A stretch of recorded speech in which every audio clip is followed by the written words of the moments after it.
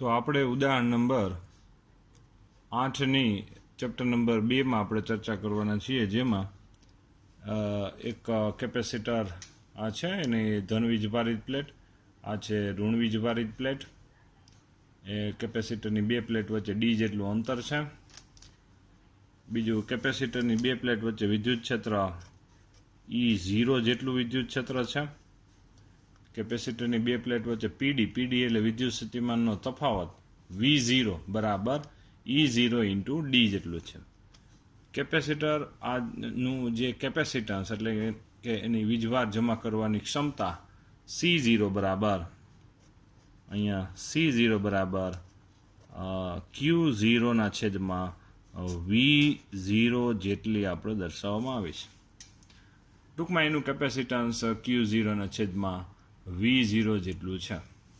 હવે આ કેપેસિટર પર 3D/4 જેટલી જાડાઈનું અને K જેટલું ડાયલેક્ટ્રિક અચળાંકવાળું એક માધ્યમ આપણે મૂકી દેવામાં આવે. એટલે ટૂંકમાં આવી રીતે વાત છે. આ જે કેપેસિટર હતું એમાં 3D/4 જેટલી જાડાઈનું, એટલે કે આ ડી છે, ડી જેટલું અંતર કરતાં લગભગ પોણું જેટલું અંતર એમ કહી શકાય, 3D/4 જેટલી જાડાઈનું K જેટલા ડાયલેક્ટ્રિક અચળાંકવાળું એક આપણે માધ્યમ જો મૂકી દેવામાં આવે તો હવે આપણે શોધવાનું છે કે કેપેસિટન્સ કેટલું થઈ જાય.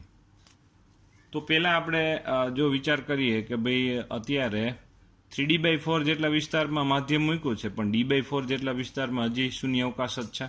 શૂન્ય અવકાશ હોય તો ત્યાં વિદ્યુત ક્ષેત્ર, તો પહેલાં E0 હતું, અહીંયા વિદ્યુત ક્ષેત્ર એટલું જ અહીંયા આપણે છે વિદ્યુત ક્ષેત્ર પ્રાપ્ત થશે. જ્યાં માધ્યમ મૂકશું ત્યાં વિદ્યુત ક્ષેત્ર શું થઈ જશે, પહેલાં કરતાં કેમાં ભાગનું. આપણે થિયરી યાદ કરીએ તો જ્યાં અવાહક માધ્યમ મૂકીએ કે જેટલા ડાયલેક્ટ્રિક અચળાંકવાળું, બરાબર, તે અવાહક માધ્યમમાં વિદ્યુત ક્ષેત્ર પહેલાં કરતાં શું થઈ જાય, અવાહક માધ્યમમાં કેમાં ભાગનું થઈ જાય. એટલે વિદ્યુત ક્ષેત્ર E0/K જેટલું થઈ જશે જ્યાં અવાહક માધ્યમ છે એટલા વિસ્તારમાં. તો અહીંયા બે પ્લેટ વચ્ચે વિદ્યુત સ્થિતિમાનનો તફાવત એટલે કે પીડી, વિદ્યુત સ્થિતિમાનનો તફાવત એટલે કે પીડી આપણે છે અત્યારે V બરાબર ED મુજબ આપણે છે વિચાર કરવો છે. તો V બરાબર ED મુજબ આપણે છે શું લખી શકાય જોવું જોઈએ. V બરાબર ED મુજબ શું લખી શકાય કે V બરાબર જો E0 જેટલું વિદ્યુત ક્ષેત્ર કેટલા વિસ્તારમાં છે, D/4 જેટલા વિસ્તારમાં, તો વિદ્યુત ક્ષેત્ર ગુણ્યા એનું અંતર D/4, અને E0/K જેટલું વિદ્યુત ક્ષેત્ર કેટલા વિસ્તારમાં છે, 3D/4 જેટલા વિસ્તારમાં. એટલે E0/K જેટલું વિદ્યુત ક્ષેત્ર કેટલું છે, 3D/4 જેટલા વિસ્તારમાં છે. તો અહીંયા V ઇઝ ઇક્વલ ટુ આપણે છે અહીંયા E0D ને જો કોમન લઈ લઈએ તો ફાઇનલી અહીંયા છે E0D કોમન, એટલે અહીંયા શું આવી ગયા, 1/4 આવી ગયા. ત્યાર પછી અહીંયા E0D કોમન અવતારીએ તો અહીંયા શું વધશે, 3D/4. આવી રીતે આપણે વિચાર કરી શકાય. બીજું K પણ અહીંયા છે જ, બરાબર. E0D common અવતારીએ. હવે આમાં નીચે આપણે છે પાછું આ D કોમન નીકળી ગયા છે, બરાબર. તો E0D એટલે E0D કોમન નીકળી ગયા, અહીં શું વધ્યું, 3/4K. તો આ E0D અહીંયા 4K લસા લઈ લ્યો જોઈએ. 4K લસા લ્યો એટલે અહીંયા શું આવશે, K આવી જશે. એટલે અહીંયા શું આવી જશે, K + 3 આવી જાય. આ V ઇઝ ઇક્વલ ટુ થઈ ગયું, બરાબર. હવે આ કેપેસિટરનું કેપેસિટન્સ માટે જો વિચાર કરીએ તો અહીંયા છે ભાઈ, હવે કેપેસિટરની બે પ્લેટ પરનો વીજભારનો જથ્થો, અહીંયા માની લો કે વીજભારનો જથ્થો પહેલાં Q0 હતો, આના ઉપર વીજભારનો જથ્થો. માધ્યમ મૂકવાથી કેપેસિટરની પ્લેટ પરનો વીજભારના જથ્થામાં કાંઈ ફેર નહીં પડે, એ Q0 જ રહેશે. આપણે માત્ર શું કર્યું છે, કેપેસિટરની બે પ્લેટ વચ્ચે માધ્યમ મૂક્યું છે. તો માધ્યમ મૂકવાથી કેપેસિટરની બે પ્લેટ વચ્ચે બે પ્લેટ પરનો વીજભાર જેનો જથ્થો હતો એ વીજભારનો જથ્થો એમનેમ રહેશે. તો અહીંયા ભાઈ કેપેસિટન્સ હવે છે આપણે કેવું થઈ જશે, માની લ્યો કે ભાઈ C જેટલું થઈ જશે. તો કેપેસિટન્સ બરાબર ક્યુના છેદમાં વી. તો વીનું સમીકરણ આપણે અહીંથી લખી નાખીએ, જો શું આવશે જોવું જોઈએ. તો અહીંયા છે ભાઈ Q0 તો હતા જ. આનું આખું સમીકરણ વી છે છેદમાં આપણે જો મૂકી દઈએ તો ફાઇનલી આપણને છે સમીકરણ શું મળશે જોવું જોઈએ. અહીંયા છે E0D વી છે એ અહીંયા છે આપણને આખું સમીકરણ જો આપણે વિચાર કરીએ તો તેમાં અહીંયા છે આપણે માટે V0Dની આપણે આની જગ્યાએ હજી એક આપણે પદ લખવું હોય તો લખી શકાય એવું હતું V0 એટલે કે પહેલાંનું વિદ્યુત સ્થિતિમાનનો તફાવત જો અહીંયા લખી શકાય. જો વીની જગ્યાએ કિંમત મૂકવો એટલે આની જગ્યાએ હું V0 લખું છું, જોજો બરાબર. પછી આ K+3 તો છે જ, આ છેદમાં છે એટલે છેદનો છેદ કેમાં જશે અંશમાં, એટલે 4K ઉપર આપણે દર્શાવવા પડે. Q0/V0 બરાબર Q0 એટલે કેપેસિટરની પ્લેટ પર અહીંયા વીજભારનો જથ્થો Q0 હતો, પણ અહીંયા વિદ્યુત સ્થિતિમાનનો તફાવત કેટલો હતો V0 હતો. તો એની જગ્યાએ આપણે શું લખી શકાય અત્યારે C0 આપણે લખી શકાય.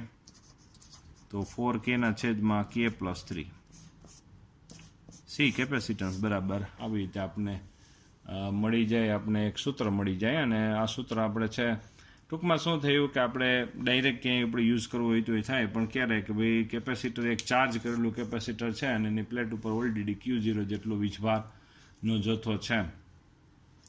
હવે એની બે પ્લેટ વચ્ચે જે અંતર છે એનાથી પોણા ભાગનું એટલે કે 3D/4 જેટલું K જેટલા ડાયલેક્ટ્રિક અચળાંકવાળું માધ્યમ મૂકી દેવામાં આવે તો કેપેસિટન્સ શું થાય. તો કેપેસિટરની પ્લેટ પરનો વીજભારનો જથ્થો તો એમનામ જ રહેશે, ખાલી બદલું શું વીની વેલ્યુ બદલી, બરાબર. એટલા માટે અહીંયા છે આપણે ભાઈ. ત્યાર પછી આપણી પાસે એક ઉદાહરણ નંબર 9 છે, પણ ઉદાહરણ નંબર 9 આપણે કામ કરીએ એની પહેલાં આપણે કેપેસિટરોનો શ્રેણી અને સમાંતર જોડાણ માટે આપણે વિચાર કરવાનો છે. શ્રેણી અને સમાંતર જોડાણમાં શ્રેણી જોડાણમાં શું થાય કે દરેક પર જમા થતો વીજભારનો જથ્થો Q કેવો હોય છે સમાન હોય છે. દરેક પર જમા થતો વીજભારનો જથ્થો સમાન. સમાંતર જોડાણમાં દરેકના બે છેડા વચ્ચે PD કેવો હોય છે સમાન હોય છે, બરાબર. આમાં દરેક ઉપર કેટલો વીજભારનો જથ્થો જમા થશે, જેટલો સમતુલ્ય કેપેસિટર ઉપર જેટલો વીજભારનો જથ્થો જમા થાય. શ્રેણી જોડાણમાં દરેક પર સમાન વીજભારનો જથ્થો જમા થશે અને એના આ ત્રણેયનું જે સમતુલ્ય હોય એટલે ત્રણેયને કાઢીને એક જ કેપેસિટર જોડીએ તો બેટરીને કોઈ વાંધો ન આવે. તો એ જે કેપેસિટરને આપણે સમતુલ્ય કેપેસિટર કહેવાય. તો એ સમતુલ્ય કેપેસિટર ઉપર જેટલો વીજભારનો જથ્થો જમા થાય એટલો દરેક ઉપર જમા થાય. તો આ કન્સેપ્ટને આપણે ઉપર ઉપયોગ કરીને આપણે અહીંયા ઉદાહરણ નંબર 9નો આપણે વિચાર કરવાના છીએ. અને ઉદાહરણ નંબર 9માં આપણને છે એક પરિપથ જો અહીંયા દર્શાવવામાં આવેલો છે. આવો એક જો અહીંયા છે આપણે પાસે એક બેટરી 500 વોલ્ટની બેટરી છે આવી રીતે, અને આ પ્લસ અને માઇનસ આ બે બેટરી. મોસ્ટ એમપી બધા દાખલાઓ છે, આ પરીક્ષાઓ માટે પણ એટલા જ ઉપયોગી. આ A અને B બિંદુઓ. અહીંયા C1 C2 C3 અને C4 આ બધા કેપેસિટન્સના કેપેસિટરોના મૂલ્ય સમાન છે. એટલે કે ભાઈ C1 બરાબર C2 બરાબર C3 બરાબર C4 બરાબર 10 માઇક્રોફેરેડે આ લોકોએ આપવામાં આવેલ છે. એટલે આવી રીતે છે C1 C2 અને C3 અને C4 બધા 10-10 માઇક્રોફેરેડેના છે આ કેપેસિટર. આપણે અત્યારે બે કામ કરી દેવાના છે.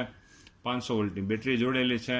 આ બધા કેપેસિટરોનું સમતુલ્ય કેપેસિટન્સ શોધી દેવાનું છે. અને બીજી બાબત એ છે કે આ દરેક પર જમા થતો વીજભારનો જથ્થો. તો અત્યારે તમે જોવો જોઈએ કે આ ભાઈ C1 C2 C3 એ ત્રણેય કેવા દેખાય છે શ્રેણીમાં દેખાઈ ગયા જોવો જોઈએ. અને આ C4 કેપેસિટર જે A અને B વચ્ચે જ છે, તો આ ત્રણેય શ્રેણીમાં છે. તો એનું સમતુલ્ય કેપેસિટન્સ શું આવશે ભાઈ જોવો જોઈએ. એનું સમતુલ્ય કેપેસિટન્સ શ્રેણી માટે સમીકરણ કંઈક આવું છે 1/C' બરાબર 1/C1 plus 1/C2 plus 1/C3. તો અહીંયા ત્રણેયની જગ્યાએ 10-10 આવશે એટલે C' બરાબર આનું આપણે ભાઈ લસા લઈએ એટલે કંઈક આવી રીતે થાય 10 અને 1 + 1 એટલે 3, બરાબર. એટલે અહીંયા C' બરાબર આપણે છે ઊંધું કરી નાખો એટલે આપણે C' બરાબર શું મળશે 10/3 માઇક્રો ફેરેડે આપણને મળે. આ ટૂંકમાં છે આ ત્રણેયનું સમતુલ્ય કેપેસિટન્સ મળી ગયું જોવું જોઈએ. આ ત્રણેયનું સમતુલ્ય કેપેસિટન્સ જોવું જોઈએ, વિચાર કરવો જોઈએ. ત્રણેયનું સમતુલ્ય કેપેસિટન્સ આપણે છે ભાઈ સી ડેશ વડે આપણે વિચાર કરીએ, જે આ સી ડેશ આપણે દર્શાવ્યો છે જોવું જોઈએ. આ ત્રણેયનું સમતુલ્ય કેપેસિટન્સ એટલે કે આ ત્રણેયને કાઢી અને એક જ કેપેસિટર સી ડેશ આપણે જોડી દઈએ છીએ, કોઈ વાંધો આવશે નહીં પરિપથ માટે. તો તેમાં આપણે જો વિચાર કરીએ તો આગળ ભાઈ હવે આની ત્રણેયની જગ્યાએ સી ડેશ, આ સી ડેશ અને સી ફોર પાછા એકબીજાને કેવા છે સમાંતરમાં. તો સમાંતર માટે સમતુલ્ય લેવું હોય તો પછી આપણે સી ડેશ અને સી ફોરનો આપણે શું કરવો પડે, સરવાળો. એટલે 10/3 વત્તા 10, 10/3 વત્તા 10. તો અહીંયા લસા લ્યો, એટલે અહીંયા 30 આવી જાય, 30 વત્તા 10 એટલે કેટલા થાય, 40 થઈ જાય આપણે માટે, બરાબર. તો 40/3 એટલે કે 13.3 માઇક્રોફેરેડે થાય. આ સમતુલ્ય કેપેસિટન્સ થઈ ગયું જોવું જોઈએ, બરાબર. તો હવે આ સમતુલ્ય કેપેસિટન્સ એટલે કે ભાઈ તમે જોવો જોઈએ ટૂંકમાં આ ત્રણ કેપેસિટર કાઢીને આ ત્રણ કેપેસિટર ટૂંકમાં કાઢીને એક સી ડેશ આપણે જોયું, બરાબર. સી ડેશ અને સી ફોર પાછા એકબીજાને કેવા હતા, સમાંતરમાં, એને આપણે આ સમતુલ્ય, આ થઈ ગયું સમતુલ્ય કેપેસિટન્સ સી. હવે આ ચારેય કેપેસિટર ઉપર જમા થતો વીજભારનો જથ્થો શોધવાનો છે. એના માટે આપણે જો સી ફોર કેપેસિટર માટે વિચાર કરીએ, આ સી ફોર આપણું આ, બરાબર. તો સી ફોર માટે જો વિચાર કરો તો અત્યારે આપણે સીધું કહી શકાય કે ભાઈ સી ફોરના બે છેડા વચ્ચે આપણે તમને ખબર હોય તો પીડી, તો જો આ સી ફોરના બે છેડા વચ્ચે એટલે કે એ અને બી, એના બે છેડા વચ્ચે આપણી પાસે સીધો 500 વોલ્ટનો પીડી તો છે જ, જોવો જોઈએ. આ થઈ ગયો 500 વોલ્ટ પીડી, બરાબર. અને એનું કેપેસિટન્સ એ આપણને ખબર છે 10 માઇક્રો ફેરેડે છે, 10 માઇક્રો ફેરેડે, બરાબર. તો ભાઈ ક્યુ બરાબર સીવી, સી બરાબર ક્યુના છેદમાં વી, તો ક્યુ બરાબર સી ઇન્ટુ વી, બરાબર. તો આ થઈ ગયું સમીકરણ. ટૂંકમાં સી અને વીનો બેનો આપણે ગુણાકાર, એટલે આ 10 માઇક્રો ફેરેડે, આ થઈ ગયા 10 માઇક્રો ગુણ્યા 500, આ 500 લ્યો, 10 માઇક્રો એટલે 10 × 10⁻⁻6 ગુણ્યા 500 એટલે આપણને છે રિઝલ્ટ શું મળશે, 5 × 10⁻³ આપણને મળે કુલમ. ટૂંકમાં છે અહીંયા સી ફોર કેપેસિટર ઉપર 5 × 10⁻³ કુલમ જેટલો વીજભાર જમા થઈ જશે. આવી રીતે ટૂંકમાં સી ફોરના બે છેડા વચ્ચે પીડી આપણે 500 સીધો હતો અને આવી રીતે વાત થઈ ગઈ. હવે C1 C2 C3 ત્રણેય શ્રેણીમાં છે. C1 C2 C3 ત્રણેય કેવા છે આપણા માટે ભાઈ શ્રેણીમાં છે. તો આપણે માટે થિયરીમાં આપણે વાત એવી છે કે શ્રેણીમાં હોવાથી સી ડેશ એટલે ત્રણેયનું સમતુલ્ય જે સી ડેશ છે, સી ડેશ ઉપર જેટલો વીજભાર જમા થાય ને એનું સમતુલ્ય છે. C1 C2 C3 નું સમતુલ્ય કેવું છે, સી ડેશ છે. સી ડેશ ઉપર જેટલો વીજભાર જમા થાય આ દરેક ઉપર એટલો જ વીજભાર જમા થાય, એટલે આના ઉપર જમા થતો વીજભાર આપણે શોધી લઈએ. એટલે સી ડેશનું સમતુલ્ય કેપેસિટન્સ કેટલું છે, હમણાં જ આપણે લીધું 10/3 માઇક્રોફેરેડે, આલો, બરાબર. 10/3 માઇક્રોફેરેડે, આલો.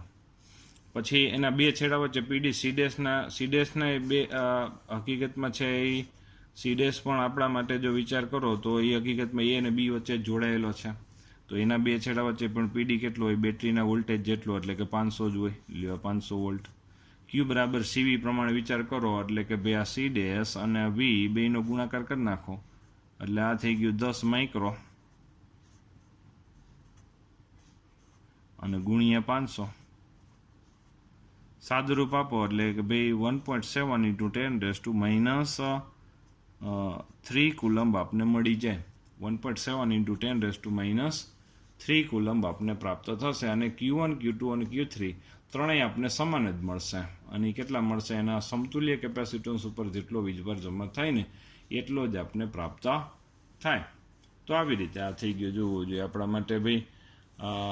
સરસ મજાનું ઉદાહરણ નંબર 9 છે. ત્યાર પછી આપણા માટે ભાઈ અહીંયા ઉદાહરણ નંબર એવી જ રીતે આપણે જો વિચાર કરીએ તો આપણી પાસે ઉદાહરણ નંબર ભાઈ 10 પણ છે, જોવો જોઈએ. અહીંયા ઉદાહરણ નંબર 10 છે આપણા માટે.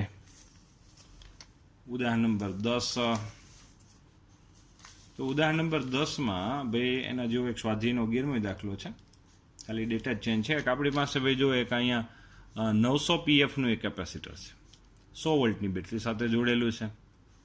તો હવે એમાં જમા થતો વીજભાર કેપેસિટરની પ્લેટ ઉપર Q બરાબર CV, Q બરાબર CV કરી નાખો તો ભાઈ Qની વેલ્યુ આપણા માટે ભાઈ અને Q બરાબર CV, Cની વેલ્યુ છે 900 PF, P એટલે 10⁻12 થાય એટલે 900 ગુણ્યા 10⁻12 અને V બરાબર 100. આ કેટલા છે? 100 વોલ્ટની બેટરી છે એટલે 100. તો અહીંયા થઈ જાય કેટલા? આ ભાઈ 4 મીંડાને દઈ દો એટલે 10⁻8 થઈ જાય એટલે 9 × 10⁻8 કુલમ થઈ ગયા. બરાબર. પછી એમાં કેટલી ઉર્જા સંગ્રહિત થાય? U બરાબર 1/2CV² અથવા તો Q²/2C ગમે એ સમીકરણ ઉપયોગ કરશો તમે કરી શકશો. બરાબર. Q એટલે કે એના ઉપર જમા થયેલો વીજભારનો જથ્થો, જે કેટલો છે આપણા માટે ભાઈ અત્યારે ભાઈ એના ઉપર જમા થતો વીજભારનો જથ્થો ભાઈ 9 × 10⁻8 કુલમ છે.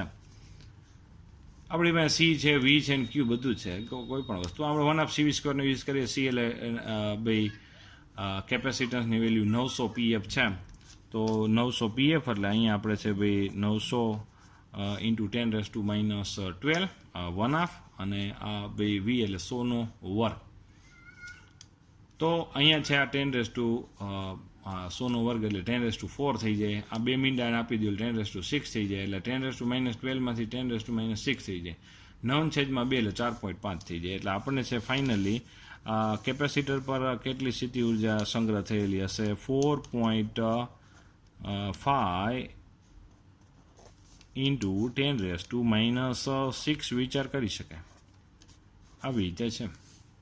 લે હવે આપણે શું કરશું કે આ કેપેસિટર, આ જે કેપેસિટર છે, આ જે સંપૂર્ણ ચાર્જ કરેલું કેપેસિટર હતું આપણા માટે, એની સાથે એના જેટલા જ મૂલ્યનું એટલે કે બેના કેપેસિટન્સ સરખા, એના જેટલા જ મૂલ્યનું એટલે આનું કેપેસિટન્સ C હતું, બેટરીને કાઢી નાખવાની છે હવે આપણે. એના જેટલા જ કેપેસિટન્સ વાળું પણ વીજભાર વિહીન, જો આની ઉપર કોઈ વીજભાર નથી, જો આપણે આકૃતિમાં દર્શાવ્યો છે, વીજભાર વિહીન બીજું એક કેપેસિટર આપણે જોડી દેવામાં આવે તો તંત્રની સ્થિતિ ઉર્જા કેટલી થાય? અહીંના જેવી વસ્તુ છે કે આની પાસે સ્થિતિ ઉર્જાની દ્રષ્ટિએ છે 10 રૂપિયા છે, આની પાસે કાંઈ છે જ નહીં, એને જોડી દેવામાં આવે અને પૂછવામાં આવે કે હવે તંત્રની ઉર્જા કેટલી થાય? સ્વાભાવિક આપણને પ્રશ્ન એવો જ થાય કે એ તો 10 જ રહી કે ભાઈ આની પાસે કેટલી સ્થિતિ ઉર્જા હતી જે વિદ્યુત ક્ષેત્ર સ્વરૂપે સંગ્રહ થાય તે 4.5 × 10⁻6 જૂલ હતી. તો આપણને એમ થાય કે હવે તંત્રની એટલી જ રહી, પણ એટલી નહીં રહી. શું કામે નહીં રહી? જો આપણે જો વિચાર કરશું અત્યારે કે આ કેપેસિટરોનું જોડાણ કેવું થયું? સમાંતર જોડાણ. હકીકતમાં તો સમાંતર જોડાણની તમને ખબર હોય તો ખાસિયત છે કે એના દરેક, હમણાં જ આપણે થિયરીમાં જોયું હતું કે દરેકના કેપેસિટરના બે છેડા વચ્ચે PD એટલે V કેવો હોય હંમેશા? બરાબર યાદ રાખો, કેપેસિટરના બે છેડા વચ્ચે PD કેવો હોય? હંમેશા સમાન હોય. બીજું આપણને ખબર છે કે આ બેના કેપેસિટન્સ તો કેવા જ છે? સમાન જ છે. તો તમને યાદ હોય તો Q બરાબર CV પ્રમાણે જો C સમાન હોય, બેયના V સમાન હોય તો બે ઉપર વીજભાર કેવો રહેશે? સમાન રહેશે. સમાન વીજભાર કેવી રીતે રહે કે ભાઈ આની પાસે Q વીજભાર છે, આની પાસે જ કંઈ છે નહીં, તો જેથી શું થશે કે આ ડિસ્ચાર્જ થશે એટલે કે અહીંથી ઇલેક્ટ્રોન માની લ્યો કામથી આમ આવશે, અહીંથી ઇલેક્ટ્રોન ખેંચાઈને આમ આવશે, જેથી આનો ધન વીજભાર ખુલ્લો પડશે. અહીંથી ઇલેક્ટ્રોન આવશે એટલે આ પ્લેટ ઋણ વીજભારિત થશે. ટૂંકમાં ફાઇનલી આ કેપેસિટર શું થશે? હવે ચાર્જ થશે. એની ચાર્જ કેટલું થશે? બે ઉપર સમાન સમાન વીજભાર રાખવો હોય, ટૂંકમાં આની પાસે 10 રૂપિયા છે, વીજભારની દ્રષ્ટિએ વિચાર કરો, આની પાસે કાંઈ નથી, હવે બે ઉપર સમાન રાખવું હોય તો શું કરવું પડે? બે પર અડધા અડધા આપણે ડિવાઈડ કરી દેવા પડે. ટૂંકમાં અડધા અડધા ડિવાઈડ તો જ થાય કે અહીંયા છે આ ડિસ્ચાર્જ થાય એટલે કે અહીંથી ઇલેક્ટ્રોન આમ આવશે, અહીંથી ઇલેક્ટ્રોન આમ આવશે, જેથી આ ઇલેક્ટ્રોન ગુમાવે એટલે આનો ધન વીજભાર ખુલ્લો પડે એટલે આ કેપેસિટર ચાર્જ થયું કે ભાઈ સામે આનો તટસ્થ થતો જાય એટલે આનો વીજભાર ઘટવા લાગે. આ વીજભાર ઘટે અને આનો વીજભાર એટલો જ હોવા જાય તો બેમાં અડધો અડધો વીજભાર હવે શું થઈ જશે? હવે વેચાઈ જશે એમ આપણે કહી શકાય. તો હવે જો આપણે લખ્યું કે બંને પર વીજભાર સમાન વેચાઈ જાય એટલે Q/2 જેટલો વીજભાર વેચાઈ જાય, જે આપણા આકૃતિમાં દર્શાવ્યું છે. બેમાં અડધો અડધો વીજભાર વેચાઈ જશે તો બેની સ્થિતિ ઉર્જા જો વિચાર કરો જોઈએ, દરેકની સ્થિતિ ઉર્જા, બેની સ્થિતિ ઉર્જા સમાન રહેશે કારણ કે બેની કેપેસિટન્સ તો સમાન, બેમાં સમાન વીજભાર એટલે Q/2 તો U1 અને U2 આ બેની સ્થિતિ ઉર્જા કેવી થાય? U1 અને U2 બે સમાન એટલે આપણે જો અહીંયા બરાબરની નિશાની દર્શાવવામાં આવી છે. બરાબર ધ્યાન આપજો, બહુ મોસ્ટ એમપી દાખલાઓ છે. અહીંયા U1 અને U2 બે સમાન. શું કામ? એને બે ઉપર વીજભાર સમાન. હમણાં જ આપણે ચોખવટ કરી. બરાબર. તો અહીંયા શું આવશે? Q² બાય શું આવી જશે? આ બે 2નો વર્ગ એટલે 4 થઈ જાય. 4 છેદમાં Q² બાય 4 અને 2C તો હતા જ. પછી Q² બાય 2C બરાબર, જોજો આ જોવો જોઈએ તમે. Q² બાય 2C, અહીંયા Q² બાય 2C બરાબર તમે શું લખી શકો? પહેલાનું પ્રારંભિક સ્થિતિમાં તંત્રની એટલે કેપેસિટરની સ્થિતિ ઉર્જા એટલે કેટલી? U. બરાબર. આ Q² બાય 2C બરાબર શું લખી શકે? U લખીએ કે 4 તો અહીંયા હતા એટલે દરેકની સ્થિતિ ઉર્જા કેટલી થાય? U/4 U/4 એટલે આના કરતાં ચોથા ભાગની થાય. તો હવે તંત્રની સ્થિતિ ઉર્જા કેટલી થાય? U1 પ્લસ U2 કરો તો U/4 પ્લસ U/4 એટલે કેટલી થાય? U/2. જોજો, ખાસ જોવા જેવી વસ્તુ છે. U/2 જેટલી. U/2 એટલે આના કરતાં અડધી એટલે કેટલી થાય? 2.5 × 10⁻², એટલે અડધી એટલે 5 હતા તો 2.5 × 10⁻6 જૂલ જેટલી થાય. એનો મતલબ એવો થયો કે અડધી ઉર્જા તો વ્યય થઈ ગઈ. તો આમાં વ્યય થતી ઉર્જા પણ આપણે જો વિચાર કરી શકીએ કે વ્યય થતી ઉર્જા આટલી હતી પહેલાં, હવે આટલી વધી આપણી પાસે. બરાબર. તો યુમાંથી U' આપણે શું કરી દઈએ? બાદ કરી દઈએ એટલે આપણે વ્યય થતી ઉર્જા મળે U - U'. તો વ્યય થતી ઉર્જા પાછી કેટલી આવે? U/2 જેટલી આવે. એટલે 2.5 × 10⁻6 જૂલ જેટલી ઉર્જા પાછી શું થઈ ગઈ? વ્યય થઈ ગઈ, એમ આપણે કહી શકાય. ટૂંકમાં એટલે વ્યય થવાનું કારણ શું છે? આપણે એક પ્રશ્ન એવો થાય, જ્યાં આપણે એક્ઝામ્પલ અહીંયા શોધવામાં એ લોકોએ કંઈ કીધું નથી, પણ વ્યય થવાનું કારણ શું છે? કે હકીકતમાં કેપેસિટર જ્યારે ડિસ્ચાર્જ થયું પરિપથમાં પ્રવાહ મળ્યો. પ્રવાહ રચાય ત્યાં હંમેશા ઉષ્મા ઉત્પન્ન થાય. કોઈ પણ સર્કિટ હોય જ્યાં પ્રવાહ હોય ત્યાં હંમેશા એ ગરમ તો થાય જ, સ્વાભાવિક વાત છે. અને ગરમ થાય એટલે ઉષ્મા ઉત્પન્ન થાય. ઉષ્માને કારણે ઉષ્મા જેટલી ઉત્પન્ન થશે સામે એટલી છે ઉર્જાનું શું થશે? વ્યય થશે. ટૂંકમાં આ કેપેસિટર છે એમાં ને કારણે જે ડિસ્ચાર્જ થયો એના કારણે જે પ્રવાહ મળ્યો, પ્રવાહને કારણે જે ઉષ્મા ઉત્પન્ન થઈ એમાં અડધી ઉર્જા શું થઈ ગઈ? વ્યય થઈ ગઈ. બરાબર. એટલે એના જેવું થયું. આ એના જેવી વાત છે કે ભાઈ આની પાસે ₹1 હતો પહેલાં સંપૂર્ણ ઉર્જા, આની પાસે કાંઈ નહોતું, પણ આને આપવામાં શું થઈ ગયું? બે પાસે ₹0.25 રહ્યા. ₹0.5 એટલે કે અડધા રૂપિયા તો શું થઈ ગયા? વ્યય થઈ ગયા. આની પાસે 0.25, આની પાસે 0.25 વધ્યા એટલે ટોટલ 0.25 એટલે અડધો U/2 જેટલો છે. MCQ માટે આ કામની વસ્તુ છે. બરાબર. આના જેવો એક આપણી પાસે એક્ઝેક્ટ સ્વાધ્યાયનો 11મો પણ દાખલો છે, જેમાં રકમમાં જ ખાલી ડેટા જ ચેન્જ છે, જે તમે હોમવર્કમાં તમારે કરવાનું થશે. ડેટા એટલા માટે ચેન્જ છે કે ભાઈ આ 900 pF છે, 900 pF છે એની જગ્યાએ છે 600 pF છે, અને 100 વોલ્ટ છે એની જગ્યાએ 200 વોલ્ટની બેટરી છે. સેમ વસ્તુ શોધવાની. કેપેસિટરની પ્લેટ પરનો વીજભાર, પ્રારંભિક તંત્રની સંગ્રહિત ઉર્જા, પછી હવે એ કેપેસિટરને એટલા જ મૂલ્યનો પણ વીજભાર વિહીન બીજા કેપેસિટર સાથે જોડી દેવામાં આવે તો તંત્રની સ્થિતિ ઉર્જા અને વ્યય થતી ઉર્જા આપણે શોધવાની છે. તમે લેસનમાં પણ આવી રીતે જે મેં લખ્યું છે એ મુજબ કરી શકો. સ્વાધ્યાયનો 11મો દાખલો. આમ આપણે વાત થઈ અત્યારે ઉદાહરણ નંબર 8, 9, 10 અને સ્વાધ્યાયનો 11મા દાખલાની આપણે ચર્ચા થઈ. જે મોસ્ટ એમપી બધા દાખલાઓ છે. મેં જેમ લખ્યું છે એવી રીતે તમે લેસનમાં પણ લખી શકો એમ છો જ.